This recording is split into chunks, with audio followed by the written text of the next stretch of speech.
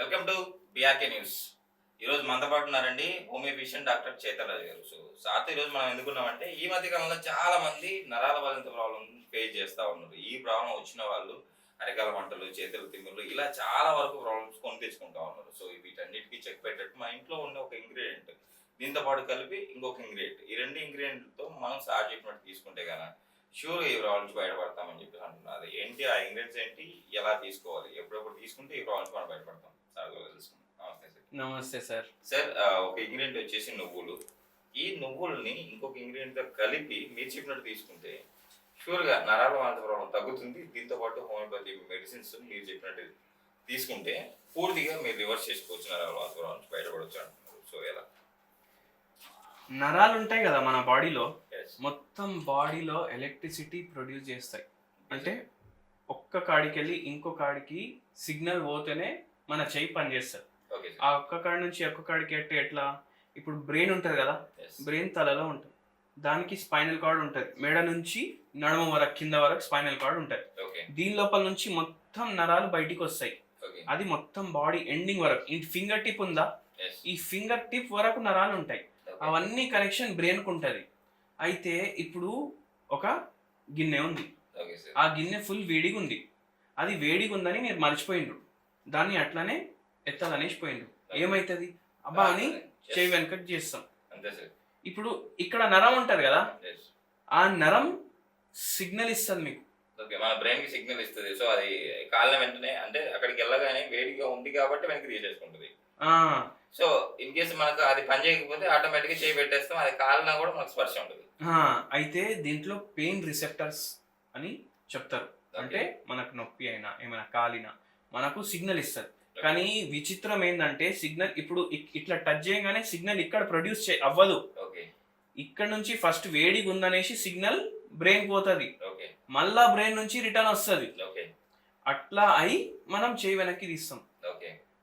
And ఇది normal situation. Okay sir. కానీ ఇప్పుడు ఒక్కొక్కసారి ఏమవుతుంది, మీరు చూడండి, కొందరికి అరికాల్లో మంటలు ఉంటాయి. Okay sir. మన దగ్గర ఒక పేషెంట్ వచ్చింది, అరికాలు మంటలు, అరికాలు తిమ్మిర్లు, ఓకే. మళ్ళీ తొడ నొప్పి. అంటే తొడ నొప్పి కూడా ఎట్లా ఓన్లీ తొడలో అయితే లేదు, ఓకే. నడుములకెళ్ళి తొడలో నొప్పి వస్తుంది, ఓకే. కాళ్ళు లాగుతున్నాయి. అట్లా ఒక పేషెంట్ వచ్చింది. Okay sir. ఆ పేషెంట్ ఆల్మోస్ట్ 15 ఇయర్స్ నుంచి బాధపడుతుండ్రు ఈ ప్రాబ్లం గురించి. ఓకే. అయితే ఇప్పుడు నరాల డాక్టర్ల దగ్గర పోయినరు, టెస్టులు చేయించుకున్నారు, nerve conduction test, B12 test, మొత్తం బాడీ చెకప్, అన్నీ ఉన్న టెస్టులు చేయించుకున్నారు. ఓకే. మీకు నరాల ప్రాబ్లం ఉంది అనేసి బయటపడ్డారు. ఓకే. మీకు నరాల ప్రాబ్లం ఉందనేసి బయటపడిన తర్వాత ఇప్పుడు నరాలకు సంబంధించిన గోళీలు వాడుతున్నారు, నొప్పి గోళీలు వేసుకుంటున్నారు. ఈ నొప్పి గోళీలు వేసుకోవడం వల్ల ఏమవుతుంది? రెగ్యులర్లీ లివర్ మీద ప్రమాదం, కిడ్నీల పైన ప్రమాదం. దాంతో ఏమైంది, తర్వాత మెల్లమెల్లగా పేషెంట్కి ఫ్రీక్వెంట్గా మూత్రంలో ప్రోటీన్ పాస్ అవ్వడం స్టార్ట్ అయింది. ఇప్పుడు మూత్రంలో ప్రోటీన్ పాస్ అవ్వదు జనరల్గా, కానీ ఈ పేషెంట్కి మూత్రంలో ప్రోటీన్ పాస్ అవుతుంది. దాంతో మళ్ళీ బాడీ ఉబ్బడం, ఇంకా వేరే నరాలు ఎఫెక్ట్ అవ్వడం, మళ్ళీ దాంతోపాటు షుగర్ వ్యాధి కూడా వచ్చేసింది. షుగర్ వ్యాధి వచ్చిన తర్వాత ఇంకా స్పర్శ ఉండలేదు, కాళ్ళ కింద స్పర్శ ఉండలేదు. అంటే నాకేమంటున్నారు, నేను ఇట్లా నడుస్తున్నా కదా, గాల్లో తేలినట్టు ఉంటుంది అనేసి అంటు. అంటే మీరు అర్థం చేసుకోండి ఎంత పరేషాన్ ఉన్నారు. మళ్ళీ కూర్చుంటే నొప్పి స్టార్ట్ అవుతుంది అదే కాడ. నడిచేటప్పుడు స్పర్శ లేదు, కూర్చున్నప్పుడు నొప్పి అవుతుంది, తిమ్మిర్లు వస్తున్నాయి, చాలా పరేషాన్ ఉండే.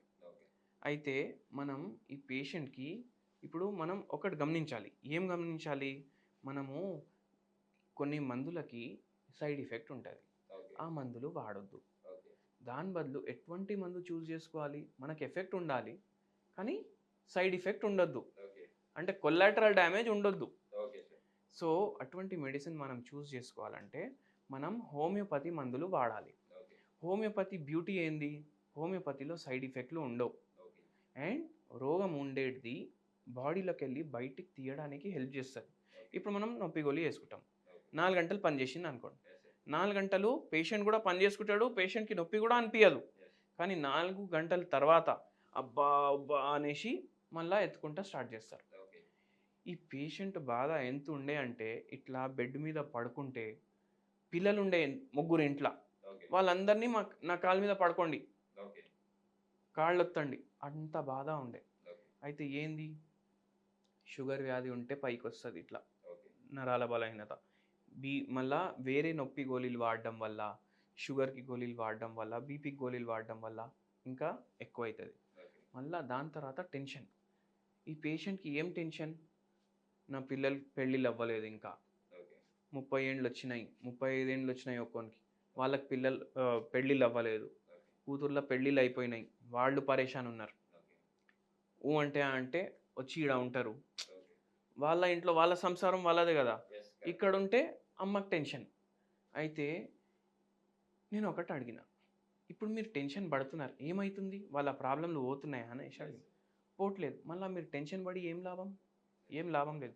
సో స్ట్రెస్ కూడా ఒక చాలా ఇంపార్టెంట్ ఫ్యాక్టర్ ఈ నరాల ప్రాబ్లం రావడానికి. తగ్గించుకుంటే కొంచెం పూర్తిగా అంటే వేరే విధంగా మనం మెడిసిన్ కూడా వాడాల్సిన అవసరం ఉండదు స్ట్రెస్ తగ్గించుకుంటే. చూడండి, స్ట్రెస్ వస్తుంది కదా, Yes. స్ట్రెస్ వచ్చినప్పుడు దాంతో ఒక యాడ్ ఆన్ ఫ్రీగా రోగాల్ని కూడా తీసుకొస్తుంది. ఓకే.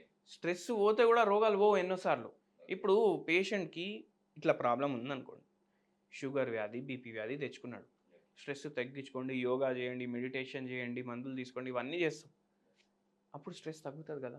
Yes. కానీ రోగం అయితే ఉంటుంది కదా, అయితే అది వదిలేసిపోతుంది అట్లా ఆఫ్టర్ ఎఫెక్ట్. అట్లా అందుకే మనం మందులు ఇస్తాం, ఓకే సార్. ఆ రోగాన్ని బయటికి తీయాలి కదా ఇప్పుడు. Yes, yes. అందుకే మందులు ఇస్తాం, పేషెంట్కి కౌన్సిల్ చేస్తాం. దాంతోపాటు ఇంకోటి ఏం చేయాలంటే పని, ఫిజికల్ యాక్టివిటీ చేయాలి. ఓకే. ఫిజికల్ యాక్టివిటీ చేస్తే ఏమవుతుంది, ఆక్సిడేటివ్ స్ట్రెస్ బాడీలో తగ్గుతుంది. ఓకే.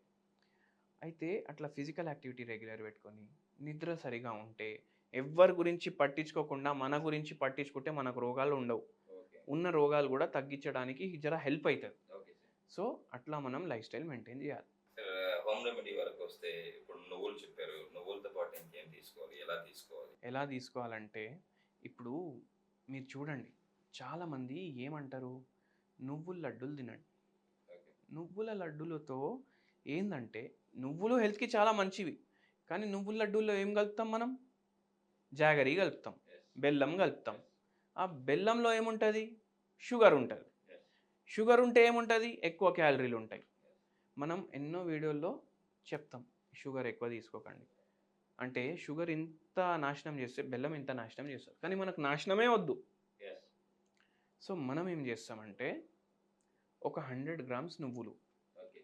దాంట్లో మంచిగా కొంచెం రోస్ట్ చేసిన ఎల్లిపాయలు ఉంటాయి కదా, Yes. ఒక 6-8 తీసుకోవాలి ఎల్లిపాయలు. మళ్ళీ ఇప్పుడు మిరియాల పౌడర్ ఉంటుంది కదా, మిరియాలే తీసుకోండి డైరెక్ట్, ఓకే. అది ఇంకా బెటర్. మిరియాలే తీసుకోండి. ఓకే. మిరియాలు తీసుకున్న తర్వాత మీరు కొంచెం సాల్ట్ కూడా తీసుకోండి. ఓకే. ఇది మంచిగా గ్రైండ్ చేసుకోండి. ఓకే. మంచిగా గ్రైండ్ చేసుకుంటే ఏం తయారైపోయింది, నువ్వుల పొడి తయారైపోయింది. Yes, correct, sir. నువ్వుల పొడి తయారైపోయిన తర్వాత ఇప్పుడు మీరు డైలీ తింటారు కదా, Yes. చపాతీ తింటారు, లేదంటే రైస్ తింటారు, ఒక 2 బుక్కలు మంచిగా, ఎంత రైస్ క్వాంటిటీ ఉంటే, ఇంత రైస్ క్వాంటిటీ ఉందనుకోండి, ఇంత నువ్వుల పొడి తీసుకోవాలి, ఓకే. వేసుకోవాలి. దాంట్లో ఆవు నెయ్యి వేయండి, ఓకే. మంచిగా కలుపుకోండి, దాని లడ్డూలు తయారు చేసి తినండి. Okay sir. అట్లా ఏమవుతుంది, మనకు దీంట్లో క్యాలరీస్ తక్కువ ఉంటాయి, ఓకే. గుడ్ ఫ్యాట్స్ ఉంటాయి. ఇది మనకు ట్రైగ్లిసరైడ్స్ కూడా కంట్రోల్ చేయడానికి హెల్ప్ చేస్తుంది, ఓకే. లిపిడ్స్ కంట్రోల్ చేయడానికి హెల్ప్ చేస్తుంది, హార్ట్ హెల్త్ బెటర్ చేస్తుంది, షుగర్ వ్యాధి కంట్రోల్ చేయడానికి హెల్ప్ చేస్తుంది. మోస్ట్ ఇంపార్టెంట్ ఏంటంటే, ఇప్పుడు విటమిన్ డెఫిషియన్సీస్ వల్ల కూడా మనకు నరాల బలహీనత వస్తుంది. ఓకే. ఆ విటమిన్ డెఫిషియన్సీలు కవర్ చేయడానికి హెల్ప్ చేస్తుంది. Okay sir. మళ్ళీ దాని తర్వాత ఆక్సిడేటివ్ స్ట్రెస్ తగ్గిస్తుంది బాడీలో. ఓకే. అండ్ ఈ పేషెంట్కి కూడా అట్లనే చెప్పినాము, హోమియోపతి మెడిసిన్స్ ఇచ్చినాము, 4 నెలల్లో ఉన్న సిమ్టమ్స్ అన్నీ తగ్గినాయి. ఓకే. కానీ పేషెంట్కి మనం 1.5 year మందులు వాడిపించినాము, ఎందుకంటే మళ్ళీ రావద్దు. అవును సార్. 90% తగ్గిపోతుంది 4 నెలలు 5 నెలల్లో, ఓకే. కానీ ఏదైతే 10% మిగులుతుంది కదా, అదే సతాయిస్తుంది పోవడానికి. సో అప్పుడు వరకు వాడిపించినాము, దేవుని దయా ఉండే మొత్తం తగ్గిపోయింది.